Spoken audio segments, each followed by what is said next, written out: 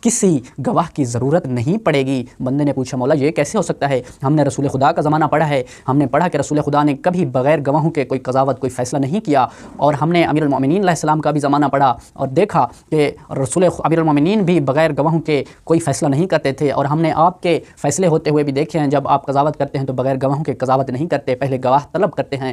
مگر آپ یہ کیوں کہہ رہے ہیں کہ جب ہمارا مہدی بیٹا ظہور کرے گا وہ بغیر گواہوں کے قضاوت کرے گا؟ تو مولا نے کہا کیا آپ نے کتاب خداوند متعال کی تلاوت نہیں کی؟ اس نے کہا مولا میں نے تلاوت کی ہے مگر آپ خود وضاحت فرمائیں اور میرے علم میں اضافہ فرمائیں۔ تو امام نے کہا کہ خداوند متعال اپنی کتاب لا ریب میں ارشاد فرما رہا ہے کہ الیوم نختم علی افواہہم وتکلمنا ایدیہم وتشہد ارجلہم بما کانوا یکسبون۔ مولا نے کہا کہ خداوند متعال اپنی کتاب میں ارشاد فرما رہا ہے کہ وہ دن قریب ہے جب تم اپنے پروردگار کے سامنے کھڑے ہوگے تو اس وقت تمہارے اعضاء و جوارح تمہارے خلاف گواہی دیں گے، اور اس وقت کسی گواہ کی ضرورت نہیں